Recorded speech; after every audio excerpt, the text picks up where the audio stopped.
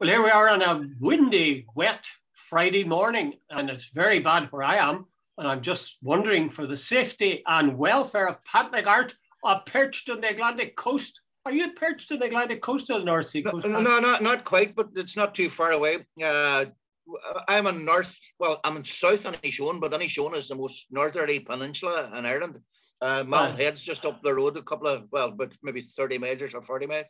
You see the top of Mountain Head? See the top of Mountain Head in the map? Is that the North Sea after that, or is that the Atlantic?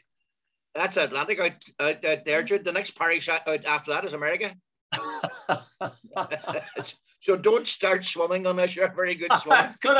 I was gonna say it sounded like a fairly long swim, all right.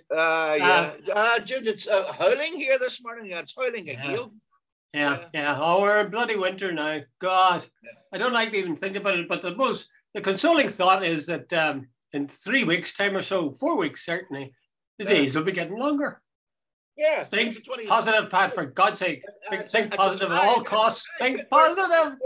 We're in the last. In fact, we're well inside the last month of the shortest days. That's right. Yeah. Better times ahead. I'm tempted to say Chucky or La, but that would be confusing. That could have certain implications and intonations in the wrong way.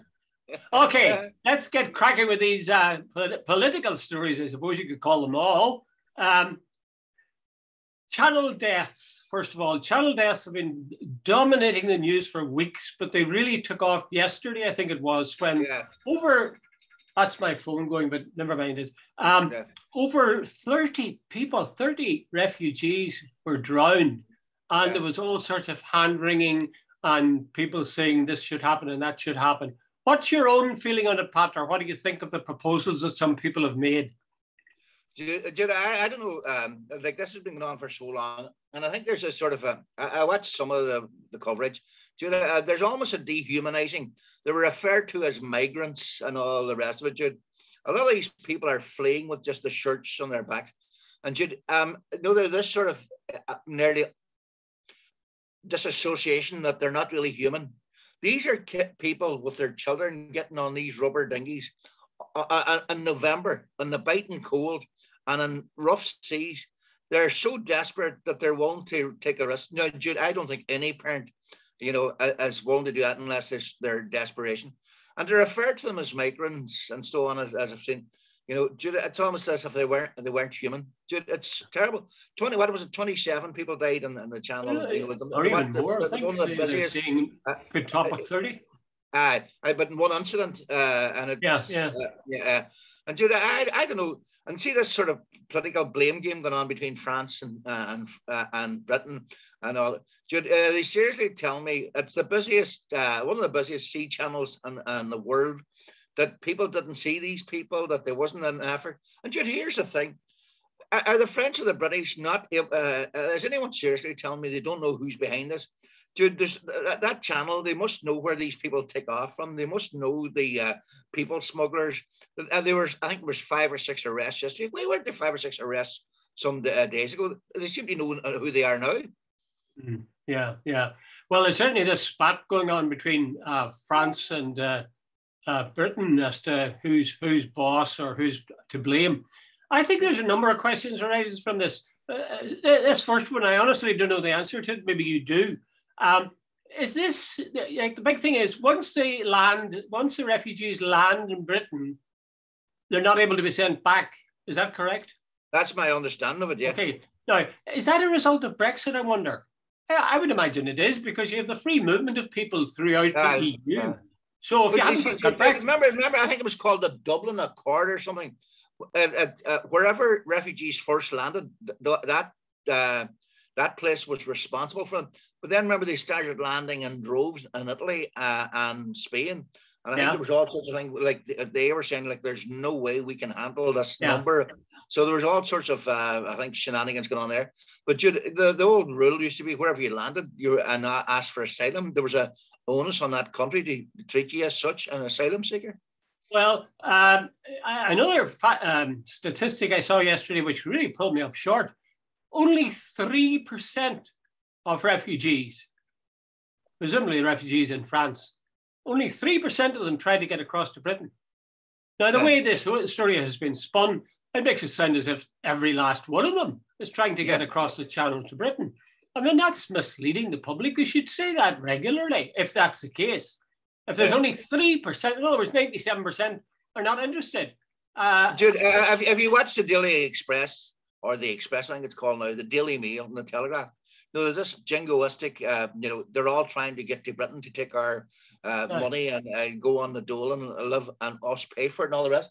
Dude, I think I read that somewhere quite recently too. It's only 3%.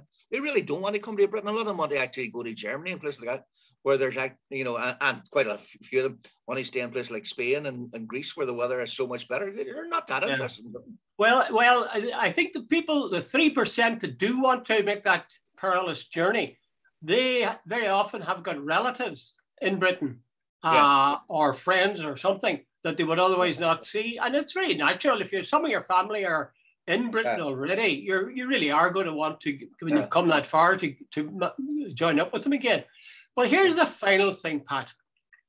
Both France and England or Britain, they are supposedly Christian countries. Yeah. Like the head of state is the head of the Church of England. Yeah. France would, I suppose, classify itself as a Christian country. I mean, it's not perhaps as Catholic or religious as maybe Ireland used to be. But the fact is, they would still say, all right, if we're not Christians, at least we uphold sort of Christian values. Yeah. Now, try it this way. They're refusing to take people who are in a life or death situation, because as you said, it'd have to be that way. Otherwise, you wouldn't embark on the water at this time of year. Yeah. So if Jews, let's make it, instead of refugees, let's say there were Jews fleeing life or death situation from the Nazis. Yeah. Would France and Britain be saying, no, sorry, you belong over there, or sorry, no, you go to that country? There wouldn't be any question of that. Why in God's name are these people being treated as if they were something different? Yeah, I don't want to sort of personalize too much, but I know a couple of Syrian people in Derry, the nicest people you could meet. The family were under, in fact, I think the father was shot at. I'm not 100% certain of the details. They left. He had a very successful business, very, very successful. He left with basically the shirt on his back. Now, Jude, these people are the salt of the earth. They're decent as could be, and the nicest. And you sort of go, if I hadn't met them, maybe I wouldn't have got the picture. But this idea, I think this, one of the things, Jude, I'm harping on about it, but there's almost a dehumanizing when you read some of the media coverage and see the broadcast media as well. These are real people with real families. And by God, hey, Jude, I don't think we're covering ourselves in glory either North or South, Ireland or Britain, when it comes to treatment of migrants. Well, that's true, but I mean, this is really the sharp end, though. Whatever about the treatment of migrants when they come to Ireland, we're talking here about people crossing the channel. And the fact is, let's face it, your most valuable possession are your children. Yeah. It's not a fair statement. There's nothing you would value more highly than your children. Now, these people who value their children, I'm sure, just as much as we do, they're putting those children onto those boats and getting onto those boats or dinghies themselves and risking their lives. It shows how desperate they are. Jude, let's be honest. See, tomorrow morning, there's a swelly down there, and once you go down a bit, you go down to the Atlantic. And Jude, let me tell you, getting onto a rubber dinghy down there, Jude, I would be frightened even just to go across about 100 yards from one side of the lake to the other on a day like today. These people are getting on the boats and they're crossing the open sea. Come on, Jude, as you rightly point out, I would, the fear that's in you for yourself. But then the most precious thing you have, you look at maybe your wee curly-haired wee boy, your 4-year-old, and you're putting him in beside you, and you're saying, we might die going across this. That's desperation. And Jude, let's be honest, and we should drop it. The West has a big role to play. See, when you bomb places, and the Americans and the Brits, and they bomb Iraq, and they bomb Iran, and they bomb anywhere, Libya, and so on, Afghanistan. Like, when you send arms over, there's a fair chance that you're going to bring back refugees. Of course. Actually, it's just when you start thinking about it in terms of your own life that you see how awful it is. Yeah. Britain and France, I gather, are now talking about come to some solution of it, but their solution is to stop the dinghies coming over. The people's better looking at why are these people so desperate, and is there anything we can do for them? These are human beings. Human beings, you know? Yeah. Anyway, okay, let's move on to something that's maybe equally controversial, and that is compulsory vaccination. And you asked me in an email, you asked me the question, is this a question of individual freedom or the nanny state deciding things for people, or should people not have a right to make a decision about being vaccinated or not? So you tell me, and I'll tell you then, because I have very clear views on it. Jude, not that you don't have clear views. No, there's always a sort of a grey area, but here's the point. I have relatives in Germany, and and apparently, I think it was last Sunday night or sometime in the weekend, they've made the decision that unless you are vaccinated, you can't use public transport, and you can't go to a place of work, particularly a public place. Austria has banned if you're not allowed to use public transport at all if you're not vaccinated. Apparently in Australia, there's very strict rules about going between one state and another. And there's this new variant coming in from South Africa, which what it seems to have disclosed yesterday. Right. So far, there's somewhere about 5.5 million people dead from across the globe, and they reckon that's a massive undercount, that it could be as high as 16, 17 million. So you always have to balance all this against, and if you read the anti-vaxxer stuff and all the rest of it, that this is all a conspiracy by big pharma and all this sort of stuff. Right, Jude, that's the background. Here's the thing. I think COVID is so serious. I think it's going to be with us for a long time. I think the variants are going to keep going. And I think there's an onus on people. It's not just about yourself. I think people should get vaccinated. I think there's an onus on people to get vaccinated. And I think there should be some sort of, if you're not wanting to get vaccinated, you have no right to come into a place and cough and spit and sneeze on somebody else so they get it. Jude, that's my opinion. So is that how you would do it? You would say the like say bars or nightclubs or restaurants or whatever, that they should be in a position to say, where's your passport? Where's the sign you've been vaccinated? And if you haven't, you're not getting in here. Yeah. Is that what you're entitled, like, if you want to decide for everybody else. Jude, say there's 100 people in a room and 99 people are vaccinated or double vaccinated and got their boosters and feel relatively safe. And then walks Pat McGarrett or Jude Collins, who's not vaccinated, who they don't know anything and could have whatever, sneeze, cough, whatever. And he can infect the other 99, but it's his individual right, his freedom of choice. His freedom of choice impacts on the other 99. Exactly the point I was going to make, Pat. Individual freedom is a very important thing, and we should preserve it and treasure it. But we don't ask the question about individual freedom about getting into a car after you've swallowed half a bottle of whiskey. We say there's no question about this. You're not allowed to do this, and if you do, we'll fine you. And if you don't pay the fine, we'll put you in prison. And there isn't a person you would meet today, I don't think, who would say, and you're dead right, have a law. They don't say, well, you can drink and drive if you're driving home, but in other circumstances, if it's a big city, you shouldn't drink and drive. They say, no drinking and driving, that's it. And if you don't agree, if we catch you, you'll be fined heavily, on your driving license taken away, you may even end up in prison. So that's so much for individual freedom. It's very important, but individual freedom is set in a sort of a bed of social morality. We're not just responsible for ourselves, we're responsible for our brothers, our fellow citizens, fellow countrymen and women. So the idea that you would put them in peril because you say, oh, I must have things my way, I must make my own decisions. I think what they should do is do a count of how many people have died who have caught this virus, and then count how many people who've been inoculated have had lizards growing out of the top of their heads or whatever it is that these people say is going to happen to them. The claims that they make are so daft. In the end, what it comes to, I think, Pat, what it comes down to is this, that a minority of people are calling the shots for all the rest of us because this minority are keeping this bloody virus spreading. It's kind of like, dare I say it? It's a bit like a unionist minority. making decisions for the majority of the Irish people. Yeah. Well, Jude, there's a guy on this morning on social media. I sort of had him. He says, when I point out that there's about 5.5 million dead, and that they say that is a serious undercount, it could be easily three times that. He says it's not 0.7% of the world's population. Jude, you know we can manipulate statistics. You know, Jude, I live in a small village. Jude, COVID has hit here quite severely. There's a couple of people, friends of mine, people I would have known anyway, who died from COVID. There are quite a few other people have got infected by it, who were quite seriously ill. Dude, I have a couple of relatives who, one on my family circle, she worked in a COVID ward. She's a ward sister or something like that. And I said to her one day, what would you say to those people who say COVID is a conspiracy theory? She said, I'll tell you very simple. She says, tell them to come to work with me for a day. And she says they'll soon be disabused of that idea.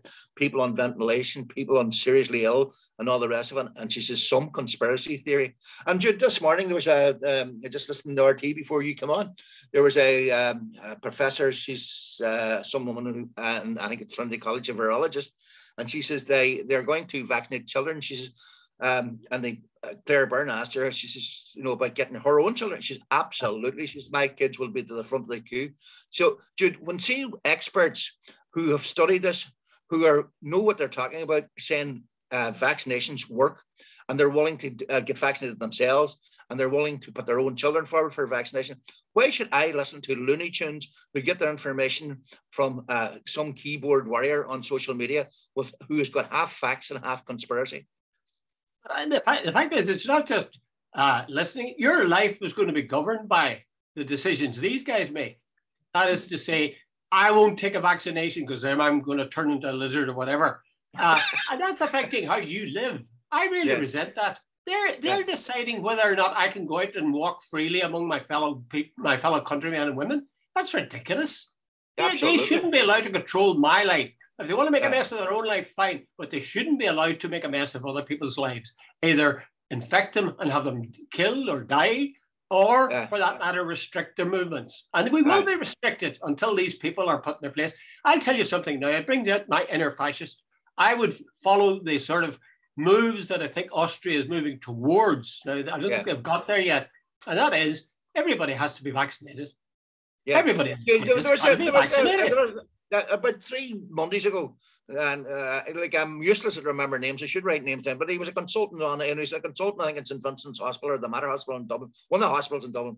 And he said in his ward, there was of the ICU, he was an ICU consultant, and he said 77% of the people in his ward suffering from COVID were unvaccinated, and he said that is a seriously disproportionate number of people. And it was he says this is an infection of the unvaccinated. They were spreading it.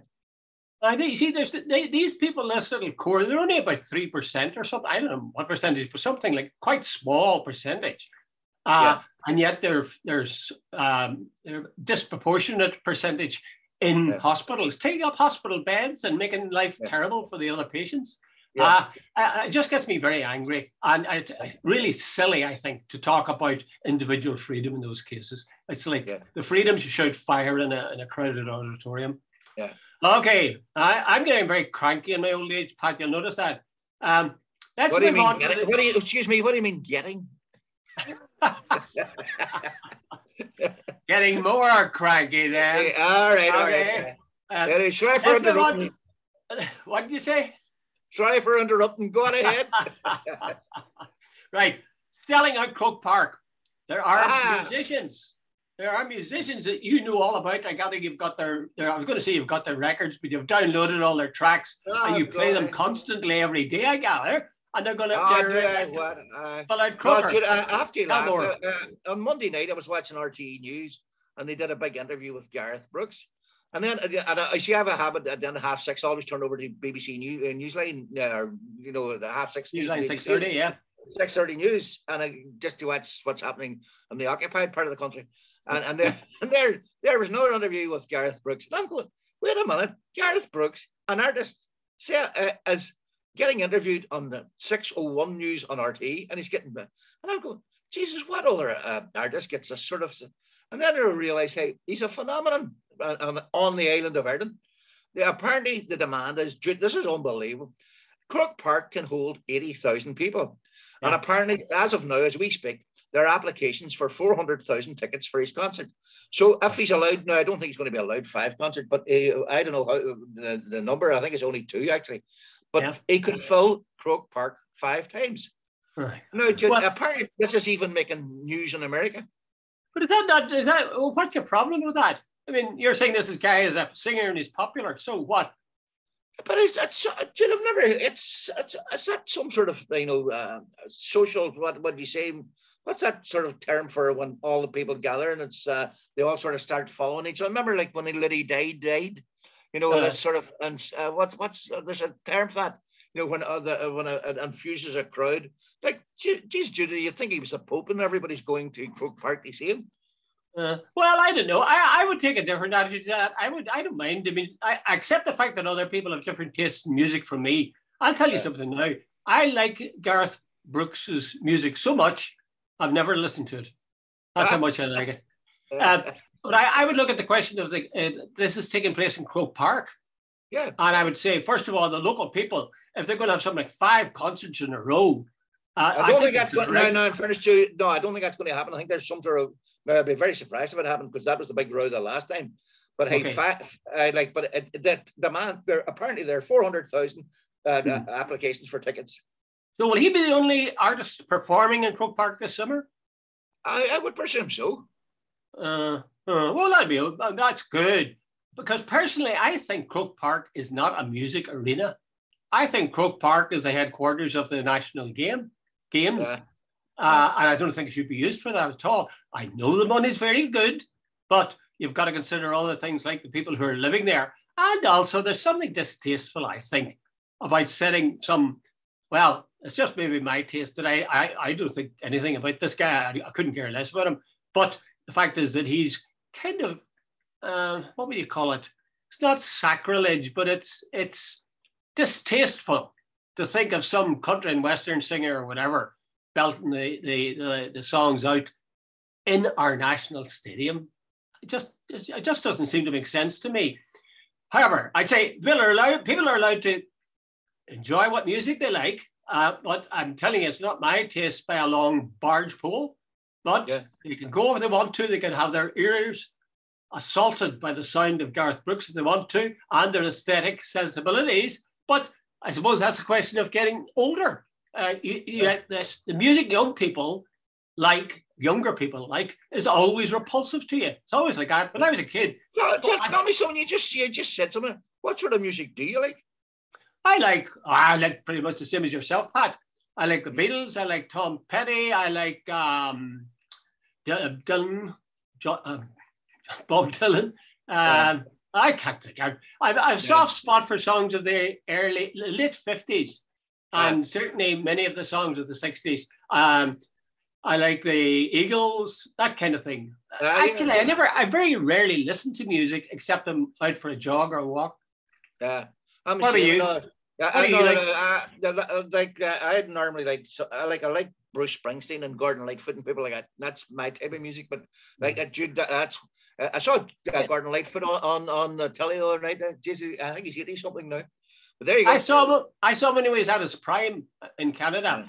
Full House again. I thought some of his songs were wonderful. I saw him as being a really huge international star, but he never quite got to the top tier somehow. No, but I loved it. I think it might have been an American or a Canadian professor said, I think it's called the Railroad Trilogy, and it lasts. That's wonderful. It lasts 6 or 7 minutes, and I remember reading a professor saying, that Lightfoot in 6 or 7 minutes absolutely encapsulated nearly 20 years of Canadian history about the building of the railroad, and he said, and he did it and much better than most historians.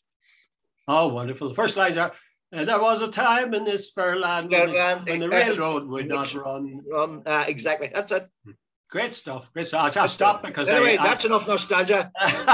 enough of my singing anyway. Okay, we'll move from one set of awards to another set of awards. And again, this is music. See the musical theme in this morning? Yeah, yes, absolutely. Bring on Daniel. We're lacing it with beautiful music. Brit Awards. I mean, that's a sort of an in-your-face award. I don't know if I'd want one of those, even they offered it. But anyway, the point is they're going to amalgamate, is it? Men and women. I was reading Brian May. Apparently there's not going to be any more female artist of the year or male artist of the year. There's just going to be artist of the year. There's no more, it's no longer going to be gender specific. And they're dropping, and then they said it's all about recognition of, you know, the individual freedoms and all that sort of. Brian May, the guitarist of Queen, I saw a quote from him. He says, "This is woke gone crazy." He says, you know, like for years, it's, you know, top female artist, top male artist, top new whatever, and all the rest of it. Now, Jude, I don't know. Does it really, you know? Like, Jude, here's the point. I said one of my favorite programs, Jude, for many years. Every Saturday, I used to sit down and watch On the Ball on a Saturday. It came on at 12 o'clock on the right. A man of simple pleasures. Simple pleasures. It was chewing gum for the eyes. It was great. I used to sit and watch. Right, who's playing this week? What's right? Yeah. And it was just it was usually Dan Walker, and before him, you can go back for. I remember starting off with Sam Leach way back in the 1960s. You know, right? Sit and watch it. Now it has become absolutely, you know, this sort of right on woke culture sort of stuff. There's a female, and I think she fulfills about several. Oh, be careful, Pat. Be careful, Pat. I have no objection, but what I'm saying is they are trying. It's ridiculous now. I think you need to think before you get the job. You need to be you need to sort of tick about 4 boxes. And Jude, I think whatever happened just bloody well come out and play. By the way, I don't agree with white privilege either, and I don't agree with sort of single gender, but it's this sort of almost deliberately, are you black? Right, tick that box. Are you gay or lesbian? Tick that box. Are you from a minority? Tick that box. You know, and all this, and it's almost as if, you know, it's lost its spontaneity, that it has to fulfill certain criteria. Yeah. I tend to agree with you. Is that what woke means? I've never quite understood what woke that's what it means, Jude. And by the way, how is the word invented? What is it? I think, you know, that you're woke, you're aware of all these things, whereas in the past you weren't. Oh, I see. Yeah. God. Anyway, I have no problem with men and women awards separately if they want to. I'm happy if they want to put them all together as well. Incidentally, this is a side point, but isn't it interesting? We talk about best actor, best actress awards, right? Yeah. But we don't. There used to be a time when they talked about poets and poetesses. Yeah. Remember that? If you call somebody a poetess now, you get a thump on the gob. And I think, frankly, it sounds corny, doesn't it? It sounds weird. But Jude, you see the thing about it is, see what a poem doesn't have a voice. If I'm reading it, I don't know whether it was written by a man or a woman if nobody tells me. But when somebody comes on the radio, I can tell, oh, that's a man singing, that's a girl singing, or a woman singing. And Jude, there's two distinct sounds. So there's a legitimacy of saying the best male artist and I think Judith Durham from the Seekers had one of the most beautiful voices ever. Joan Baez the same, you know, and Judy Collins, right? They sound very different from Frank Sinatra, Frank Ayfield, even. God, yeah, they do. But Frank Ayfield sounds very different from Frank Sinatra, and Judy Collins sounds very different from Joan Baez. So my point would be that really this thing of saying this is the best, you're the runners-up in artistic matters, it just doesn't. I agree with that. To say this song is nicer than that song. There's a distinction in voices. So this is the best female voice, or the best female album, or the best female artist this year.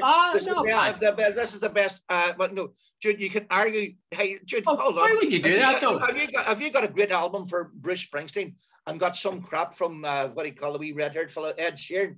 I think you can tell the difference, which is a good album and which isn't.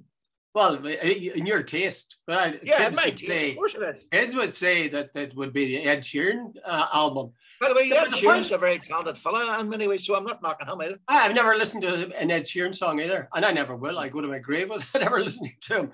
Anyway, you can't stop people liking one thing or another, right? And I think that's fine. I would say, you could say in general terms, there's crap music and there's really good music, in my opinion. Yeah. But that's just my opinion. I think it's really crazy. All these awards, no kidding. I think it's farcical. I think the Booker Award, Book Prize is award, whatever they call it, Man Booker Prize. I think all these awards for songs, for movies, for books are daft. You wouldn't say, for example, the Sistine Chapel roof is definitely better than the Mona Lisa. Yeah. You wouldn't say that. No, say, wouldn't, yeah. I really think these are fantastic, both of them, but I'm not going to say this one's better than that one. So, but we're doing it all the time when it comes to music, doing it all the time when it comes, it's all marketing, Pat. The whole bloody thing's a marketing exercise. I have read books, Jude, see some of the books that have won the Man Booker Prize, and some of the ones that have won the God preserve us. I am going, good merciful Jesus, go and give that book to somebody else, like it's pretentious garbage, and wait a minute, Pat, you're just, it's other people's tastes, not yours. I know, yeah, but here's the point, Jude. I've sat down and read a book that's got very little sort of by way of critical acclaim, and it's moved me to tears, and it's and all the rest, and I've sat and thought about it years afterwards. And you're 100% right, Jude. A lot of it's individualistic, and there's I think we've all been sort of sold a dummy, or sold a, in the sense that we're all sold a pup, exactly. That, here's this, the won the Man Booker Prize, so it's so superior. Jude, it's your individual taste that decided that, I read a book years ago called Eleni, which is one of the best books I've ever read in my life. Yeah. It won no awards. It didn't get, and so on. And I've always said, like, I sat up and for weeks after reading that book, and it kept coming into my head and kept coming into my head and kept coming into my head. And like, I've read any number of sort of Booker Prize winners stuff, and they're a lot of them infinitely forgettable. Yeah. So you're talking, you're singing on the same hymn sheet as myself.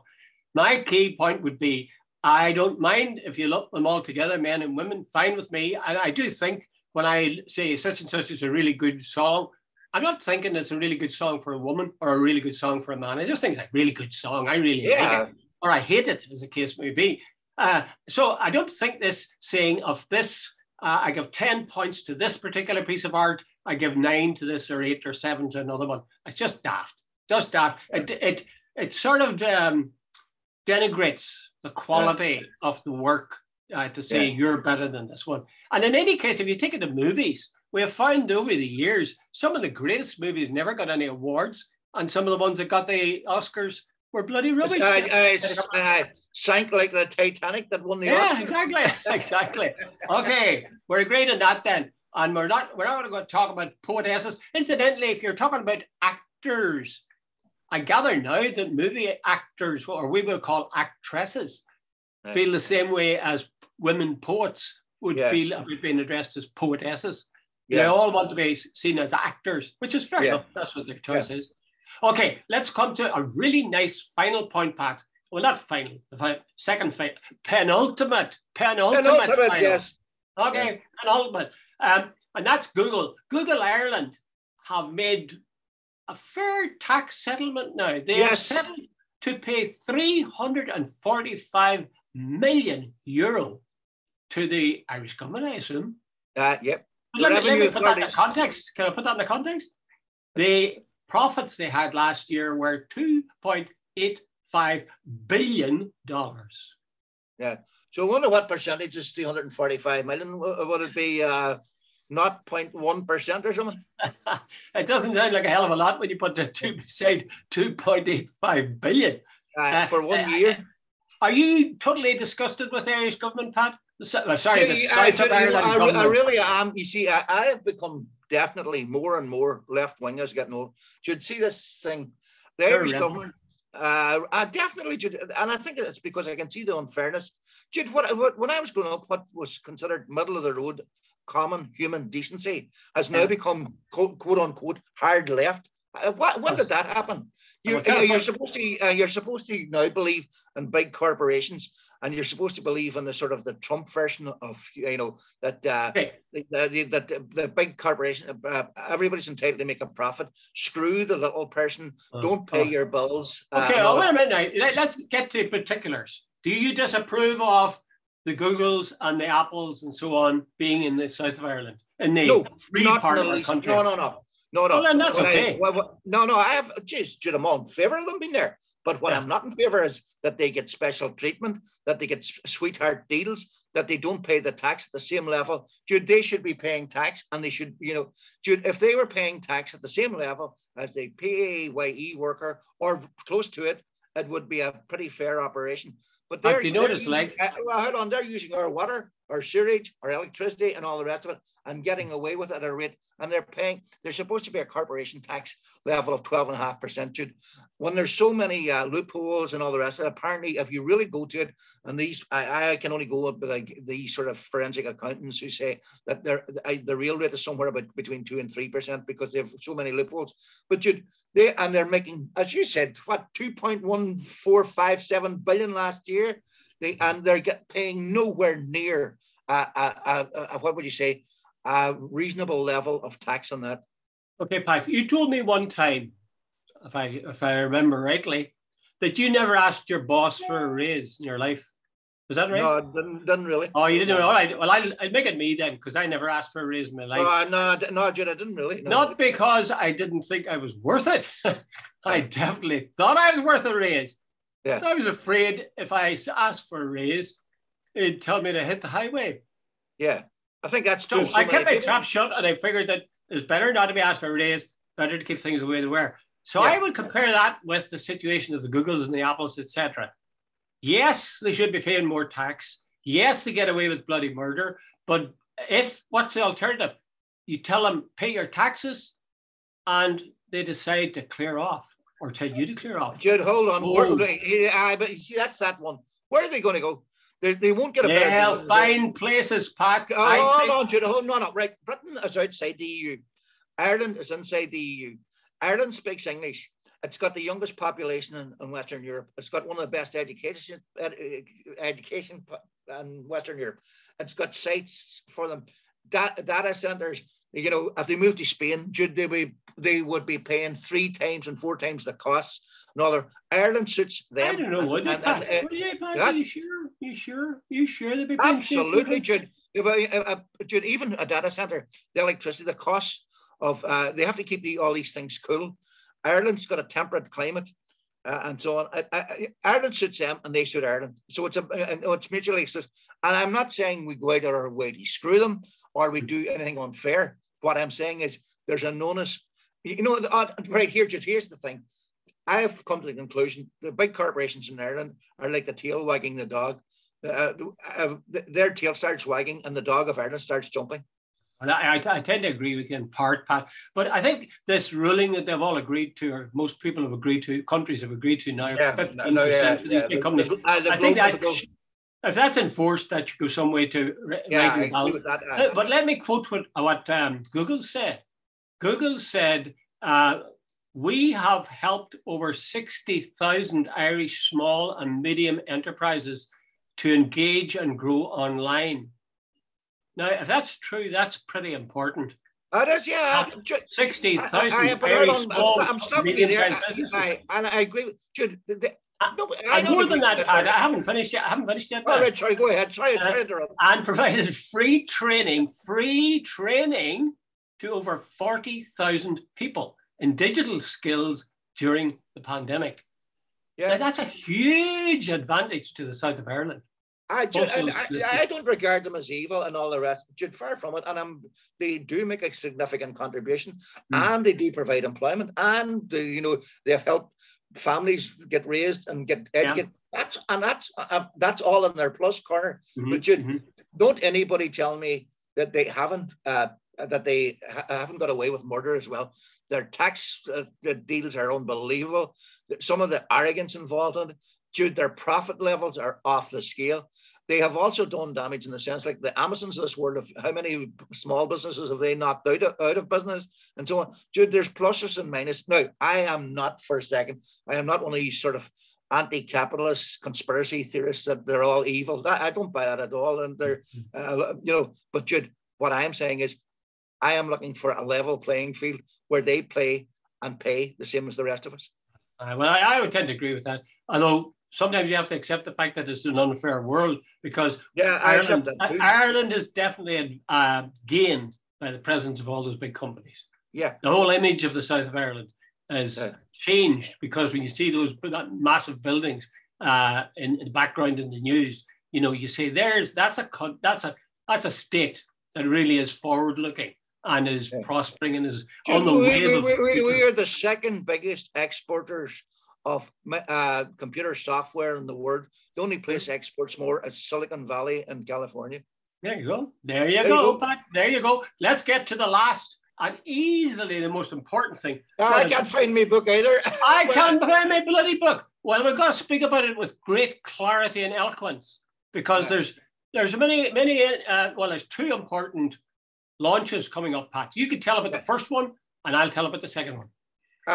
What shaped me is the book by two well-known journalists. I'm not a journalist. That's a terrible thing to call anybody. Well, okay. Former academic. Not the word former. Jude Collins and former journalist Bobby Garth. And we're launching What Shaped Me in the Central Library in Foyle Street in Derry on Thursday, the 2nd of December.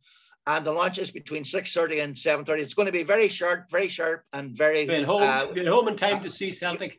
Home in time to see Celtic because they usually play on a Thursday night and so on. So that's for the launch in Derry. So the Derry launch is next Thursday night, 2nd of December, 6:30, in the Central Library in Foyle Street in Derry. And everyone is welcome to come along. And there'll probably be, there'll certainly be free cups of tea, but but they like drinking. I presume there's coffee and tea, yes. We might smuggle in a bottle of wine or two. Who knows? So that's yours, right? The launch 2 days later. Yours is on the 2nd, Thursday the 2nd. Mine, so to speak, is on the 4th, which is Saturday. And mine is at a much more civilized time of 2:00 in the afternoon. So you can go in and do your shopping in Belfast and then go to Belfast Central Library. In the Central Library, isn't it? Belfast Central Library on Royal Avenue. And the thing starts at 2 and probably be over by about 3 anyway. So you can fit it in with your shopping or your lunch or whatever. And what's more, we will have musical accompaniment because I was talking on the phone to our guest of honor, Hugh. Jordan. Why did I not think of that? Hugh Jordan, who is a singer and quite a musician, as I has shown over the years, as well as a journalist, a very active journalist for the Sunday Life, I think it is. Sunday World.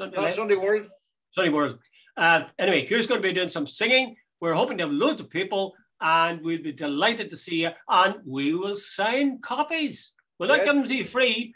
They're all of, this is a key point, Pat. Have we cut our own throats financially? They're only £10. Pounds, yes. Where would you buy a most books these days are 15 quid. Ours is 10. By the way, Dr. Collins, 10 sterling or 12 euros. That's correct. We're talking about the occupied price, and the occupied price is £10 in Derry and £10 and the unoccupied price is 12 quid or 12 euros. I would mention another little launch that I'm having, and I'm not sure if you're going to be there or not. I mean, it'd be greatly aware. But anyway, I'm going to be there, and it's on the 12th of December, and that's at 7:30 in Cafe 32. That's CAIFE 32 at the Oma St. Enda's GAA grounds at Healy Park in Oma. And it's going to happen at 7:30, and I hope to God it's all over by about half past 8. And again, people are more than welcome, and I'd be glad to sign books for them. And I had word yesterday from a newsagent in Oma who's selling the book that the book was going, like she said, hot cakes. And I asked her if she'd sold hot cakes ever and how was there much demand for them. And she couldn't give me an answer. But she said they're selling like hot cakes. Yeah. Okay. On that note, think what shipped me on the 2nd of December in Derry and on the 4th of December in Belfast. Okay, we will return to this topic, Pat. On Monday. Will relentlessly return to this. I haven't even told you yet, so this is going to come as a surprise to you. But we're doing a special on next Wednesday. So. Oh, right. Yes. Brilliant. That doesn't mean we'll not be talking about it next Monday. I will be talking about it between now and then, but anyway, we're doing a special. Yes. I will be talking about it on Monday, but the big talk about it will be on Wednesday. By God. Any dancing girls on it? All singing, all dancing. Dancing girls. Yes. If I can find any dancing girls, definitely. Okay. Right, all the best, Jude. Good luck.